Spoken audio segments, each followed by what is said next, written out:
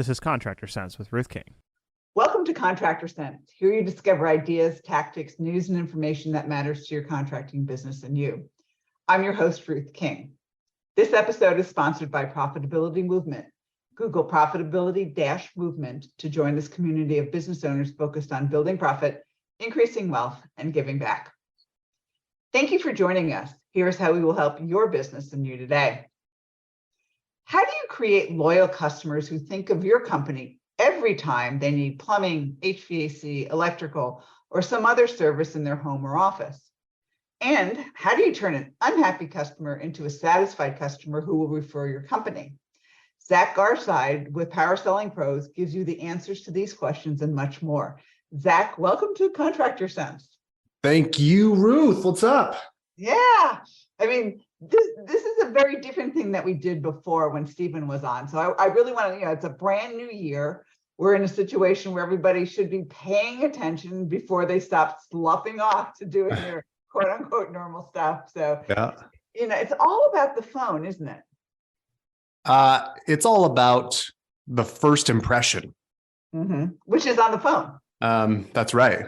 Yeah. It's fascinating to me the distinction you make about the phone because it's 2022. Customers don't have to pick up the phone anymore. Yeah. We have tools out there like Schedule Engine, chatbots like ZyraTalk. We have forms. We have all this technology, Amazon Home Services that give homeowners the choice to enter some information online, answer a couple questions, and get service to their home. And yet, despite all of those options, customers still choose overwhelmingly to pick up the phone and call. And when they're given that list of options, press 1 for service, press 2 for sales, press 3 for press pound to speak to a representative. We all absolutely destroy that pound button because we want to be connected with a person who's going to listen, care, reassure us that they've got our back, and help us take care of our problem. Yeah, I absolutely hate automated attendance. That's horrible. Fate of my existence. Yeah, horrible. I mean, I get why companies do it, but it's a bad customer experience most of the time. Yeah. Are you finding that millennials, like the 20-year-olds, 30-year-olds, are really more into just doing the online stuff rather than talking? Are you still finding that the younger generation still wants to talk? I know the older one does. I'm curious about younger. It's an excellent question. I think that so this is my opinion, right? I'd be curious to see what kind of research there is out there on this. I feel like there's the younger generation still young in terms of like making big purchases with contractors. I don't think most have done it yet. But when it comes to something small, a low price tag, some standard maintenance, I think there's increasingly a greater willingness to do it without talking to somebody, right? To just go online and schedule your maintenance or, just take a friend's recommendation, basically. But the higher the price tag, the more people still want to talk to a person. Yeah. If I'm looking at getting a brand new air conditioner in my home, I'm not going to go through a bot online. I'm going to pick up the phone and I'm going to call somebody. Yeah. Yeah. The thing that's really interesting, because as you bring that up and as you started talking about this, I mean, there's so many programs out there who can have an avatar actually schedule your your service call that we're starting to see in the industry a little bit. And I think at some point in time that will become prevalent. My daughter now is 33, and if I want to talk to her, I generally send her a text first and say, "Can you talk?" I mean, she generally doesn't pick up the phone. Yeah, touche. You know what? That's true. Like, hey, can you chat? You got a couple minutes? Yeah, absolutely. And I mean, they own their home and everything along those lines. So she's, now been introduced over the past couple of years to the black hole of paying for home ownership and maintenance. Mm-hmm. Yeah. So, okay. So let's assume that we want to pick up the phone. All right. So from your perspective, somebody's calling you on the phone going, "Oh, crap. Yeah, my heating system's not working and it's 22 degrees out there. I mean, give me the horror stories and the good way of handling that. Oh, horror stories are, I think horror stories depends on what your bar is. Mine's pretty high, so horror stories are pretty common. I actually do a show every Friday where I listen to recorded CSR phone calls and I coach them up live. And overwhelmingly, right, the horror stories are purely transactional. The phrase I like to use is it's got to be more than a transaction. Because a horror story is a customer picked up the phone looking for a person to help them, and they essentially got the equivalent of one of those bots online. If all you're doing on the phone is, hi, thanks for calling, Awesome Heating and Air. This is Zach speaking. Make it quick. And the customer says, hey, my air conditioner is not working. Okay, well, what's your address? Have we ever done business with you before? All right, great, Mr. Jones. It's going to be $89 for us to come out. That is the equivalent of what your form on your website does. It's just basic intake of information, basic output of fees and conditions, and hopefully book the call, right? But basically the mindset of the CSR is answer the customer's questions. When the mindset should be help them solve their problem, connect them with a solution. The horror stories really revolve around CSRs who think that their job is to merely answer questions. And they pick it up when they answer all the customers' inquiries. They say, yeah, I did a good job there. I answered all of their questions. And customers usually say things like, oh, thank you. You've been very helpful. I appreciate all the info. But they still have a problem.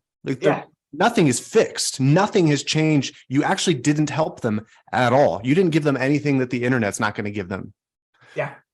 The interesting thing is that I think CSRs forget who writes their paycheck. It's not the company owner. It's the person calling on the phone who has a problem who will write a check and generate revenue for your company so that you can get paid. That's right. Sorry, I'm on my horse. No, you're spot on. It's got to be more than a transaction. I could get into the step-by-steps and all the how-to, right? But the bottom line is CSRs will be more successful if they do two things. Number one, see yourself as the voice of the company. When I ask most CSRs, what is your job? Most of them say, I just answer the phones. Oh my gosh. I take customer complaints. I handle calls. That's a horrible way to see your job. So if they're underperforming, it's not really a mystery. How could you expect somebody who sees themselves as just there to answer phones? How could you expect them to wow the customer, to create magic on the phone? The second thing is see yourself as the voice of the company and treat it like more than a transaction. If you adopt those two mindsets, you're probably going to book more calls and wow more customers and make more money than your counterparts. If you don't believe me, just pick up the phone and call 5 of your biggest competitors, ask them for a price on a tune-up, and just listen to how awful they are. You'll realize the bar is quite low here. Yeah, I agree. I totally agree. So we'll chat about that story in after the break. But before we take a break, if somebody wants to contact you at Power Selling Pros, how do they do that? PowerSellingPros.com/free. That's where we send podcast listeners to get free training samples. And if they'd like to, they can request a consultation with us. Cool. I'm talking with Zach Garside. We need to take a short break. Thanks for listening to Contractor Sense. We'll be right back. Are you one of the contractors who enjoys getting and analyzing your financial statements each month? If not, it's probably because you haven't taken the time to discover what your profit and loss statement and balance sheet are telling you. And you probably are not making good business decisions based on timely, accurate financial statements. You know you have to do something about this, but where do you turn? Ruth King's Makes Your Financial Statements Fun and Sexy online course. These easy to understand 4 sessions explain financial statements in English rather than accounting babble. You'll discover what your financial statements mean and how to analyze them each month. Then you'll have the info you need to spot minor issues and take care of them before they become major crises and run you out of cash. Enroll today. Click on the link in the show notes or call us at 770-729-0258.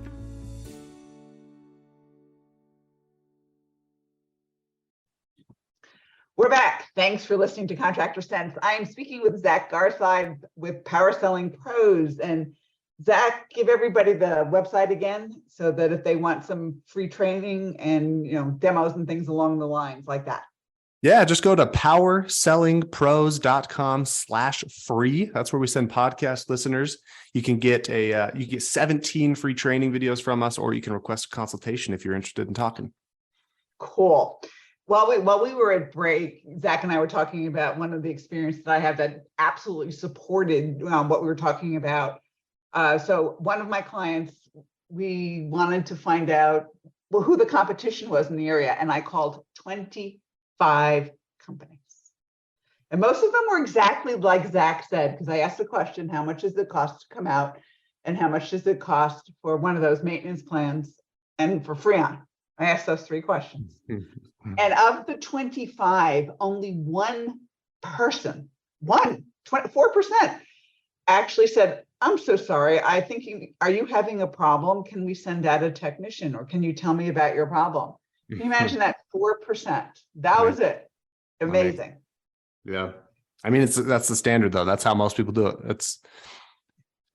It's fun. It's funny too, because when you play the recordings back for people, they know intuitively when they listen to those calls, like, yeah, that probably wasn't very good. Like I shouldn't, do you talk to your mother with that mouth? That's kind of the joke. But we do it anyway. I think that there's a lot to be said for that. If you simply play those recordings back for yourself and your team, again, these are simple steps. See yourself as the voice of the company, make it more than a transaction, listen to your recorded calls every once in a while. Just those little things, I think, will dramatically improve any call center in the industry. Because if you see yourself as the voice of the company, well, you're not going to act like you just answer phones. You're going to act like the voice of the company. And if you treat it like more than a transaction, then you'll ask like 1 or 2 extra questions. Tell me more about your situation. What's going on? How long has this been happening for? I hate to hear that. Well, we can definitely help though.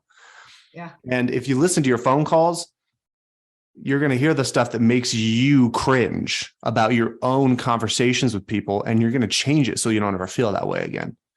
The simple steps, but very high impact, because this is the lowest hanging fruit. You're already getting phone calls. We're not talking about increasing your advertising budget to do this. We're not talking about spending any more money on training. Even you don't even have to invest in training at this point. If you're just starting, all you got to do is start listening to phone calls and booking more of the calls that are already coming into your office. Yeah, absolutely. Yeah. I also like to say is that people aren't calling you to chat about the weather or how your kids are or how your dog is doing. They have a problem, and once you remember that, what you're saying, be the voice of the company, et cetera, really makes an impact. I'm so sorry. Can you tell me more about it? Just as you said, let them talk. They will talk themselves into a service call. You don't have to do it. Yeah. At least that's what I'm finding. No, that's a good point. I mean, you think about this with guys who go into the home too. People in customer service and sales often think, to your point, it's either transactional purely, or I've got to somehow like become friends with this person. I've got to build a rapport with them. And don't get me wrong, rapport is a key ingredient.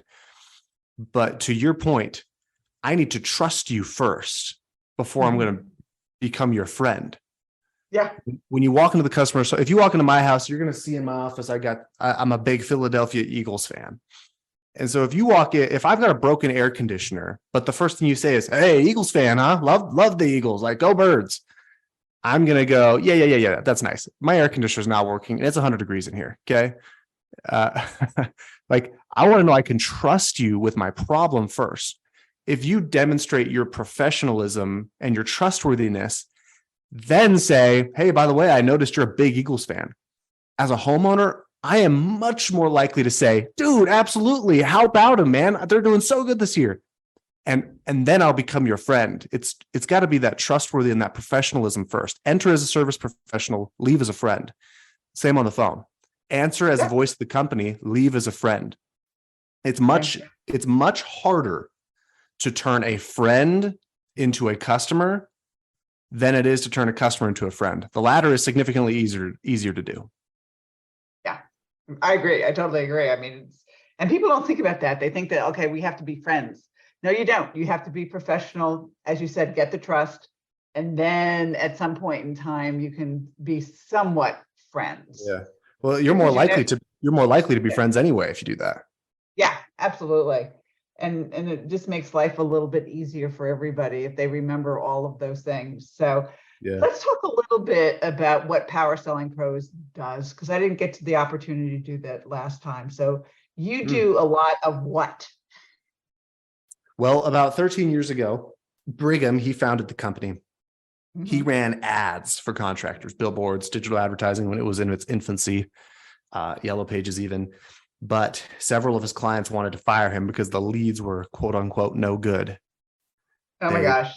They just wanted a ballpark price. They just want to talk to a technician. They want service today, but the contractor's booked for 2 or 3 days. Typical stuff. Yeah. But Brigham had been a CSR before, and he received training. So he knew if this was not a lead problem, this was a conversion and customer service problem. So he convinced these owners, let me train your CSRs to book the leads that I'm generating. I'll book these calls into customers. Give me a month. So they said, all right, you got a month. And it was a total game changer. Booking more calls, wowing more customers, selling more maintenance plans, overcoming price objections. And within a few months, the business had changed from digital advertising to CSR training. And today we coach one-on-one. We actually sit down with each individual CSR and play their calls with them and give them feedback. We coach 1,100 CSRs across the country. So we're doing 2,200 individualized coaching sessions every month for contractors to help them book more calls and wow more customers. Yeah, and that's the key. Because you're right. If you get the leads and you blow it, that's your problem. It's not a lead problem as a general rule. It really and truly is not. And especially it drives me crazy. Yeah. Marketing does its job. It's generating the leads of the group that you want to be using your company. They answer the phone and goes, "Oh, yeah." Like, come on, click. Yeah, it's not marketing's problem. It's Zach's plumbing. Yeah, exactly. So give everybody the website again. powersellingpros.com/free. All right. Final thoughts. I like to say that customers don't buy from the best companies. They simply do not. They buy from the companies who understand them best. They don't compare you to your direct competition. They compare you to the best brands in their lives. And if you create a wow experience, you will book the call. You'll book the job. You'll earn loyalty. We don't need to overcomplicate it. It's just see yourself as a voice of the company, make it more than a transaction. Look back at your performance, see how you can get better. And always remember that customers want to be understood. They want to be cared about. They want to be wowed. And the companies that do that, they earn loyalty, period. And they win. Yeah. They absolutely 100%. Win. Yeah. So Zach, thank you so much for being with me today. It is my pleasure, Ruth. Thank you so much. All right. And thanks to all of you for joining us. Choose one thing that you discovered and implement it in your business. These ideas, tactics, and strategies help you make more money, have more free time, and give back. If you like today's program, spread the word. Please review this podcast on any device you're listening to it on. Help a fellow contractor make more money too. For comments or questions, call me at 770-729-0258 or email Ruth King at hvacchannel.tv. Thanks for listening. Have a great and profitable day.